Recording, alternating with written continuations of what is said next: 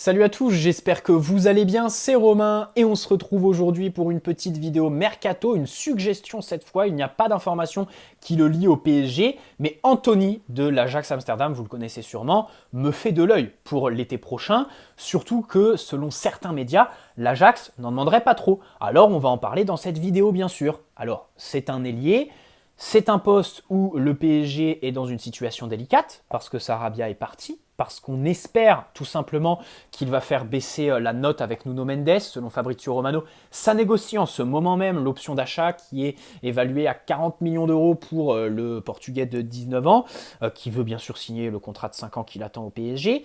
Et le PSG qui veut faire baisser l'option d'achat, selon l'équipe, ça devrait se faire. Donc on espère que Pablo Sarabia soit inclus dans le deal.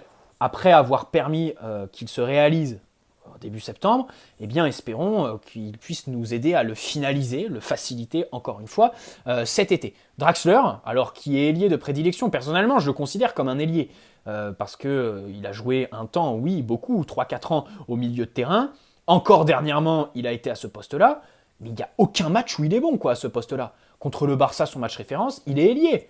Voilà. Tous les matchs où il fait des statistiques, où il marque, où il se montre à son avantage, où il est à l'aise, tout simplement, c'est au poste d'ailier. Donc, moi, je le considère ici personnellement, et dans tous les cas, je le considère aussi sur le marché des transferts. Ensuite, Neymar est un ailier, bien sûr, surtout sous Mauricio Pochettino. Ça, c'est quelque chose que les gens n'ont pas vraiment pris en considération. Sous Tourelle, il jouait beaucoup dans l'axe. C'était évidemment le point névralgique du système Tourelle au PSG. Là, maintenant, le point névralgique, c'est Mbappé. Il y a Messi qui s'y est rajouté. Il y a Neymar qui est toujours aussi irrégulier physiquement. Et surtout, il est excentré. Il joue plus sur un rôle d'ailier et tout ça, alors qu'il n'a plus vraiment le coup de rein, la vivacité, l'explosivité qu'il avait lorsqu'il était au Barça ou à Santos par exemple. Bref, dans tous les cas, c'est un ailier qui joue entre les lignes, qui joue un petit peu plus bas, qui redescend, parce qu'on ne va pas refaire le schéma. Au milieu de terrain, tu n'as personne qui est capable de faire monter les ballons, à part quand Verratti est là. Et puis Lionel Messi, qui lui aussi sur le papier est à droite. Alors ça a fracassé ses débuts, parce que Pochettino lui demandait de coller la ligne. Au final, aujourd'hui, il joue un petit peu comme un quatrième milieu, voire un troisième, quand on est sur un double pivot et sur un système à 3 défenseurs. Et c'est très bien. Verratti en sentinelle, Messi en tant que relayeur, pour moi, c'est vraiment super. Maintenant, se pose la question de tes ailes, en fait. La monotonie que tu as sur tes ailes. Et le pire, c'est que tes joueurs ne font rien pour y remédier. Di Maria, prenons son exemple. On va encore lui tomber dessus, je le fais dans quasi toutes mes vidéos. J'aimerais juste préciser avant, je l'aime. J'admire Di Maria, je le respecte totalement. Pour moi, c'est le meilleur joueur du PSG sous l'ère QSI et peut-être de toute l'histoire du club en Ligue des Champions. Un des plus réguliers ces dernières années, des statistiques exceptionnelles, une aventure exceptionnelle, des relations avec les supporters qui sont très bonnes. Bref, un excellent joueur. Mais la réalité, c'est qu'aujourd'hui, quand il a le ballon, il est monotone, il est trop prévisible, il n'arrive plus à apporter le danger en fait sur le côté qui fait que ton adversaire se dit ah punaise, le couloir, il faut que je m'en occupe, il faut que j'aille le serrer, il faut que je demande à mon latéral d'écarter pour toujours avoir une sécurité. Ce qui renforce évidemment, étire le bloc, les lignes et les intervalles dans l'axe. Voilà, Di Maria participe à ne pas faire ça justement. Et en plus, quand Hakimi se projette pour éventuellement apporter du danger, eh bien, il le bloque. Il lui fait jamais la passe, il cherche Messi, il force avec Lionel Messi.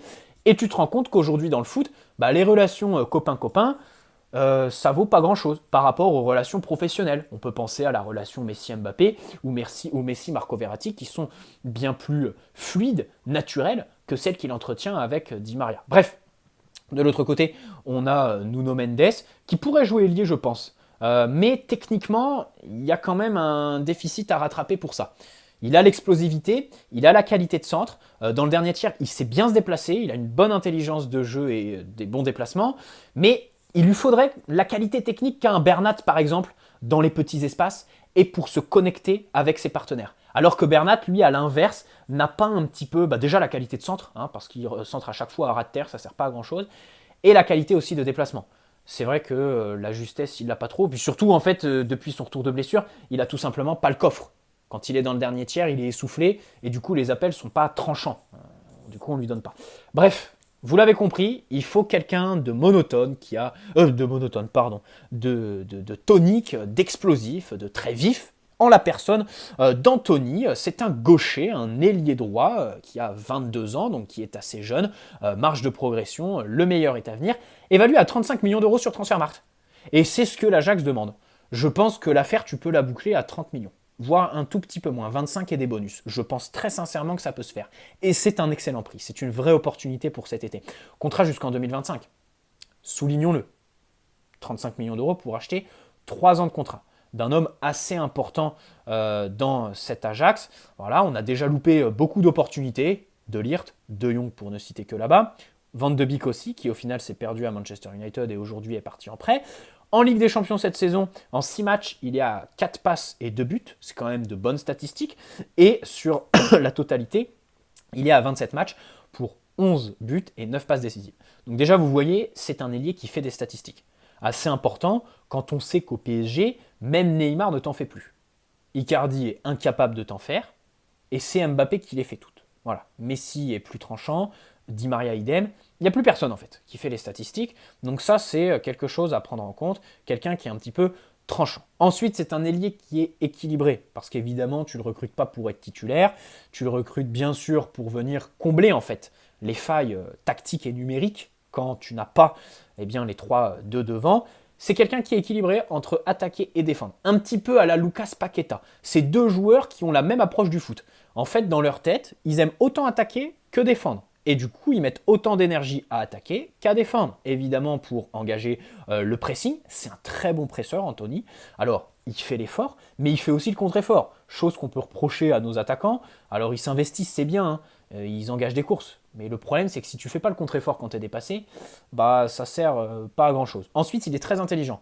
Ça, c'est à noter, parce que tu peux courir dans le vide, hein, tu peux avaler 10 km par match. Si les 10 km ne sont pas efficaces, ne sont pas efficients, ça sert à rien. Et quand je parle d'intelligence, c'est évidemment se placer sur de potentielles lignes de passe, voilà, que tu couperais du coup potentiellement, ou tout simplement te mettre dans un espace où tu serais en capacité d'intervenir très rapidement sur deux potentiels receveurs, tout simplement. Donc ça, il est capable de le faire. Il est très intelligent là-dedans, et en plus, c'est pas que de l'abstrait. Il récupère pas mal de ballons. C'est un bon récupérateur, donc ça, c'est à noter. Les grands discours, pressing, repli défensif et tout ça, si derrière le mec ne te récupère pas de ballon, ça sert à rien.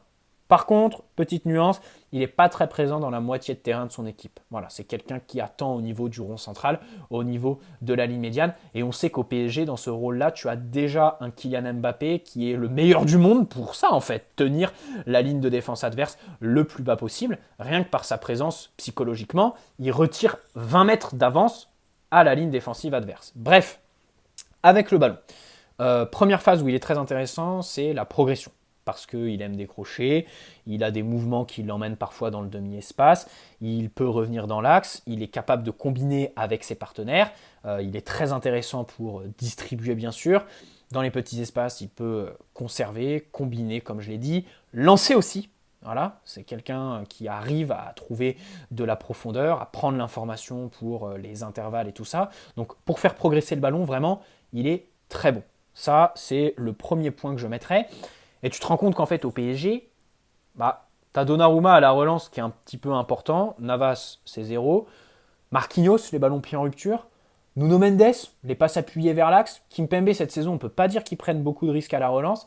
Hakimi, on ne le voit pas trop dans cet exercice-là. Au milieu de terrain, imaginons Verratti en sentinelle. Donc là, pas de problème. Et Lionel Messi en relayeur. Maintenant, il faut quelqu'un aussi un cran plus haut. Je pense que dans cette chaîne, ce serait le chaînon manquant, Anthony. Voilà, avec Verratti en sentinelle. Après, c'est sûr que si tu mets Verratti dans un rôle avancé, bah, il se marcherait dessus avec Anthony. Donc, évidemment, pour la progression du ballon, il est très bon. Il y a aussi une diversité de mouvements. Je vous parlais d'Amine Gouiri dans une vidéo précédente. Je vous disais notamment dans les défauts qu'il a et qu'il faut corriger tout simplement, bah des fois il est un petit peu monotone ou alors statique dans les mouvements et il faut qu'il corrige ça parce que la défense adverse, bah, ça la fatigue pas en fait. Voilà, un Kylian Mbappé par exemple, ce qui fait la différence, on l'a vu contre le Real, sur les caméras isolées, quand il fait tout le temps des appels contre appels, alors vous me direz, c'est un mouvement d'école en fait. Quand tu es en U11, tu le fais ça. Oui, mais quand tu atteins le sommet, le Graal, bah des fois tu oublies un petit peu les bases, les principes tout simplement, et tu n'en fais plus tes efforts de l'ombre en fait, les efforts fantômes. Et je reciterai encore une fois Johan Cruyff, hein, tu touches le ballon 3 minutes dans un match, le plus important ce sont les 87 autres. Anthony est très intelligent, très efficace là-dedans. Il est capable d'apporter de la verticalité. Ça, on sait que dans l'équipe, il n'y a que Kylian Mbappé qui est capable de le faire, parce que les autres jouent trop bas pour ça, ou tout simplement n'ont plus la vivacité, l'explosivité pour ça. On peut penser à Lionel Messi ou à Neymar. Ensuite, il a une très bonne conduite de balle. Là, ça le rapproche de Di Maria, et du coup, on pourrait l'envisager dans le cadre du remplacement d'un Di Maria qu'on ne prolongerait pas. Hypothèse à prendre en compte, parce qu'on rappelle que le PSG prend son temps, attend de voir s'il est capable de hausser ses performances. L'Argentin, évidemment, puis il commence à se faire vieux, je crois 33 ans, si je dis pas de bêtises, Di Maria. Donc il a une très bonne conduite de balle. Ça, c'est évidemment la première qualité de Di Maria. Pour faire remonter les ballons, à chaque fois, il lui colle au pied. Tu as l'impression qu'il a de la glu sur les chaussures. Anthony, c'est un petit peu pareil. Alors, c'est évidemment pas Di Maria. C'est pas le standing de Di Maria. Je n'irai pas jusque-là. Aussi, il est plus jeune que Di Maria quand il arrive au PSG en 2015. Donc, il a tout son temps pour devenir dans la conduite de balle un joueur comme Di Maria, mais le ballon lui colle. Ça, c'est très important. Il est capable de tenir le ballon, l'emmener vers l'avant et repiquer dans l'axe, aller chercher le demi-espace pour éventuellement lancer un coéquipier dans un intervalle. Donc ça, évidemment, seconde dimension très importante. Ensuite, il est bon dans les centres. Bon, je l'ai noté dans mes brouillons, je ne sais pas trop pourquoi, parce que tout de suite, tu viens nuancer en disant, bah oui, mais il centre, mais encore une fois, dans la surface, il n'y a personne. C'est comme Nuno Mendes. Il est arrivé, il centrait, il s'est cru en sélection du Portugal, qu'il y avait Ronaldo qui l'attendait et qui allait sauter à 2 mètres pour aller chercher le ballon. Ah bah non, au final, il s'est trouvé avec Icardi le paysan et Lionel Messi le petit lutin. Donc il s'est vite ravisé, aujourd'hui il centre encore, mais il a changé de technique de centre, Nuno Mendes. Au début, c'était ballon pied en rupture qui survole la défense. Maintenant, c'est ballon entre le but et la ligne défensive. Au cas où, il y a un joueur rapide qui a le bon geste au bon moment, peut-être aussi une erreur de l'adversaire d'appréciation de trajectoire, pour finir en fait dans les 6 mètres et mettre du danger. C'est souvent des centres qui sont très dangereux, qui sont des poisons pour la défense. Il le maîtrise bien, ça, Nuno Mendes. Bon, Anthony s'est centré, je l'ai noté, mais à moins qu'on recrute un vrai numéro 9, hein, c'est aussi une priorité. C'est vrai que du coup, pour l'été prochain, on peut envisager ça aussi. Hein. Si on recrute Paul Pogba, par exemple, ça t'apporte de la présence dans la surface, parce que le mec est très grand et très athlétique. Si Mbappé prolonge, bah, il aura progressé au niveau de son jeu de tête. Bref, des hypothèses qui sont toutes les deux assez farfelues. C'est un excellent dribbleur, c'est un Brésilien, il est très vif techniquement, il est très bon, louons ça bien sûr, voilà, il arrive à conserver le ballon. Dans les 1 contre 1, hein, il a du tonus. C'est vrai que ça changerait un petit peu de Di Maria qui fait un petit peu toujours la même chose et les défenseurs de Ligue 1 l'ont bien compris. C'est pour ça qu'aujourd'hui, bah, il se heurte toujours à ces derniers. Il a une bonne vitesse d'exécution et de mouvement, voilà, un joueur rapide, on sait tous qu'on en a besoin et qu'on en aura encore plus besoin si Kylian Mbappé part. Avec ballon, il y a aussi une dimension assez intéressante dans son jeu qui serait profitable, bon déjà à Kylian Mbappé, mais surtout à Lionel Messi ou Marco Verratti, mais plus Lionel Messi, Neymar. Et il arrive à attirer l'adversaire pour libérer de l'espace à ses coéquipiers. C'est quelqu'un qui arrive à bien juger le timing des mouvements de l'adversaire. Il va garder le ballon, il va t'attirer 2 adversaires, et ensuite, hop, il va casser leur course en donnant à un joueur libre. C'est ce que Verratti fait très bien, mais plus bas sur le terrain. Lui le fait plus haut, et ça aussi, c'est une dimension très intéressante, je trouve, à prendre en compte avec ce PSG qui est souvent en panne d'inspiration, parce que avec ballon, bah, les mecs sont pas efficaces. Ils lèvent pas la tête, ils sont neutres, ils font des passes vers l'arrière, donc l'adversaire prend confiance en fait. Voilà, l'adversaire peut se jeter comme ça, comme un bleu. Il sait qu'il ne sera pas pris parce qu'un Herrera ou un Danilo repartira soit sur l'aile au grand maximum, soit au minimum derrière avec Marquinhos. Donc voilà. Et puis, il bouge tellement qu'il se trouve souvent en situation de frappe. C'est vrai. Il peut mettre des beaux buts, mais sa finition, elle reste perfectible. Là, il y a quand même une nuance. C'est vrai que dans la finition, parfois, les frappes sont un petit peu trop enlevées, un petit peu trop molles aussi, mais il fait tellement de mouvements avec le ballon qu'il est très souvent en position de frappe. Donc s'il travaille évidemment la finition, le fameux atelier finition de Pochettino, qu'avait connu un certain Kylian Mbappé, ça peut faire de lui un attaquant incisif. Et on rappelle quand même qu'il marque quand même, hein. C'est pas non plus un finisseur dégueulasse. Voilà, bah écoutez, j'espère que vous en aurez appris plus, tout simplement sur Anthony, si vous ne le connaissiez pas. Voilà, il y a la campagne de Ligue des Champions en ce moment qui vous permet d'en savoir plus sur lui. En plus, il fait des bons matchs. Donc ça fait plaisir.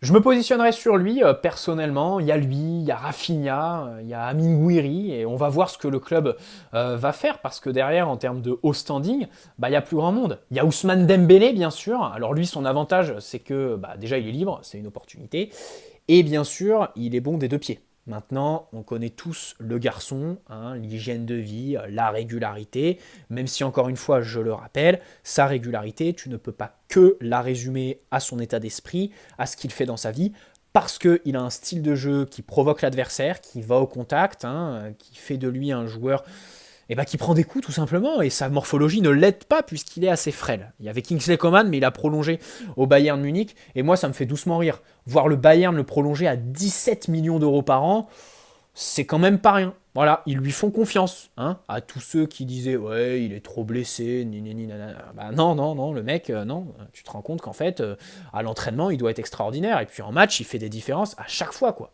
Il est énorme. Aujourd'hui, c'est vrai que des ailiers virevoltants, c'est très difficile. Alors, t'en trouves plus que des numéros 10, hein, c'est vrai. Au rayon des opportunités, je crois qu'il y a Paulo Dybala à la Juventus. Sa situation au niveau de son contrat qui se termine en juin est un petit peu délicate. Le PSG n'est pas encore associé. Je pense qu'il y a fort à parier sur le fait qu'on y sera associé. Mais voilà, ça c'est un profil très singulier. Par exemple, Paulo Dybala, que tu trouves plus trop, quoi. Mais pour le PSG, c'est un profil que tu as. En l'occurrence, avec les personnes de Messi et de Neymar. Bref, j'espère que cette vidéo vous aura plu. N'hésitez pas à poser un like si c'est le cas, vous abonner si ce n'est pas déjà fait, et puis on se retrouve très bientôt pour de nouvelles aventures, de nouvelles vidéos Mercato. N'hésitez pas à donner votre avis dans l'espace commentaire et des petites idées de vidéos si vous en avez. Ciao les amis, très bonne soirée à tous, prenez soin de vous avant tout et allez Paris.